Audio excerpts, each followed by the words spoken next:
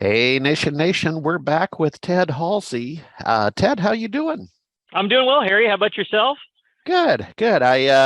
Sometimes I have these memories of when I believe we first met. You were at SonicWall, and as I kind of, just go through the roadmap of life. That was one of the stops. That's right. That's right. Ancient days of yore at this point, but but yeah, that's right. Exactly. Whatever happened to them? They got acquired, right? But they kept the brand. Oh, I mean, they're yet another technology company owned by a private equity player, and I don't have any visibility of their financials, but I think they're doing pretty darn well. I mean, Yeah. still pretty much one of the leading firewall solutions for the MSP channel and for the SMB market. So but it's a competitive space. There's several players in that Oh market, yeah. and so everyone's fighting over every firewall installation. That's for sure. Exactly. Well, hey, I haven't covered, I always want to say HTG peer groups, but I know they're the ConnectWise Evolve groups. That's right. That's And right. last week you were in Denver. What's news? What's the buzz? How was the event? The event was great. I mean, I think we're now 3 or 4, maybe 4 years. I mean, 4 quarters back, or maybe 3 quarters back in person in the post-COVID phase. So just a really good meeting. I mean, I would say things are starting to feel more back to normal in terms of the overall cadence and rhythm. I mean, I think on my peer group, I think the big news that we're seeing is that the M&A, the mergers and acquisition trend is just continuing to Oh, build. really? Yeah. And I guess my observation would be that if there's baby boomer owners, or even if you're not a baby boomer, but that seems to be one of the triggers is people who are really seeking retirement and looking to unlock value in their businesses. If your business is in good shape and you've got some interesting numbers, there are plenty of private equity players ready to pounce and invest and basically buy out these businesses. But a lot of the owners are also leaving money on the table, if you will, or not leaving money on the table, but leaving a little bit of investment in the next go around for the business. So I was just impressed. I heard a lot more companies that have gotten traction on deals and are getting close to actually consummating transactions. Yeah, no kidding. I know that this format has sponsors. Were there private equity firms at the tabletop or in the booth or whatever the format is? Oh yeah, that's been going on for a couple of years now. Yeah, so just a couple of years ago, some private equity companies are actually like vendor sponsors of some of these channel communities, which is kind of mind blowing. But yeah, there are actual private equity companies who are sponsors of IT Nation Evolve. You see the bankers kind of roaming the halls. They kind of dress a little different, you could kind of spot them from a mile away. But yeah, and they make it into some of the sessions. I mean, we had one of the investment bankers who specializes in M&A for the MSP channel come and give about a 30-minute talk with our group, which was very informative. So yeah, that's a huge part of the trend. I mean, I would say that really the businesses that have built some sales infrastructure below the business owner and have really gotten their EBITDA numbers into that 10 to 20% per year range, you basically you can get a deal done.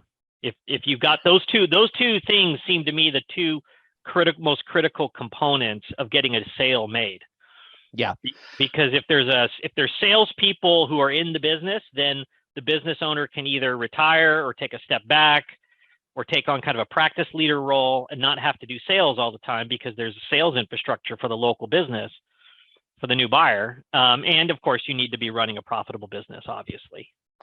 Yeah, full disclosure, and I think I've told you, I probably now past my second year on the board of a small private equity firm out of Tampa. That's six fellas on a pizza, um, called Moonshot Equity Partners, and it not only has it been fascinating, and right now this week I'm behind on reading some paperwork on an acquisition of a Miami MSP, but the um, the conversation that didn't escape me that we've had, and maybe it doesn't affect the MSP market down in SMB, but would have been the general level of interest rates, and that will affect Wall Street mergers and acquisitions, right? So that is a concern, and maybe we're not big enough to be affected by rates like the billion-dollar boys. I don't know. Any thought? Was that a conversation about the That did economy and come up. rates? That did Okay, come up, and I think everybody who's in kind of the M&A game, rising interest rates can jeopardize the whole economics of a lot of these deals thank you. because leverage is used, right, and certain amount of debt is used.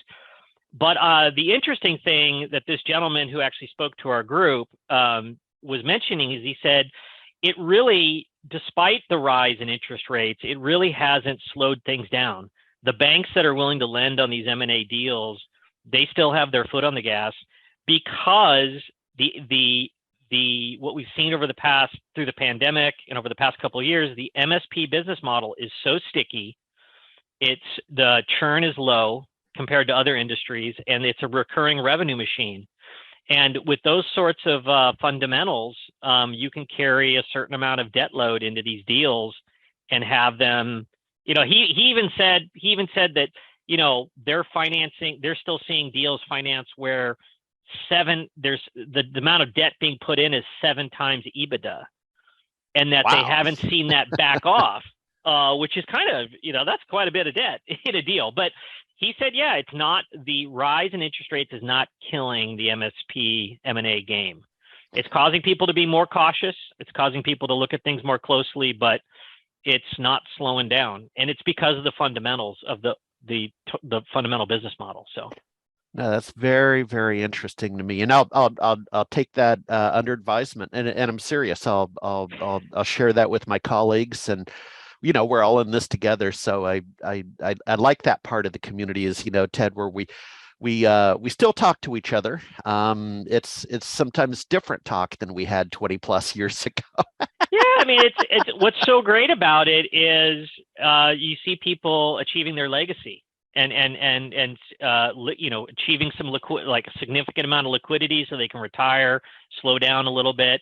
And that's just incredibly rewarding to see people who have worked for 10, 20 years building a business to be able to unlock the value and secure their retirement. So there's a lot of cooperation to make these deals work and keep this whole trend going in the industry. But it's pretty rewarding for all of these folks who have put in a lot of time and effort building these businesses. So no, and you can see it. I was just sharing in an adjacent industry where I'm involved in a startup. I was sharing the story of Curtis Hicks up in Detroit, Center for Computing Resources. Grew that thing publicly after one acquisition publicly, around 26 million in revenue.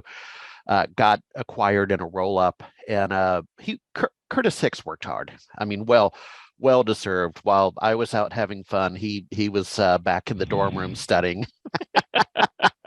But hey, Ted, I'm going to end on where will we see you next? I mean, I know certainly in early November up in Orlando for IT Nation, but do you do DattoCon, Cronus? Will we see you at other shows? I travel a lot less. When I travel, I'm usually getting out to clients and spending. That's where kind of one-on-one time with clients is where I invest my travel budget, if you will, of time and effort. I understand.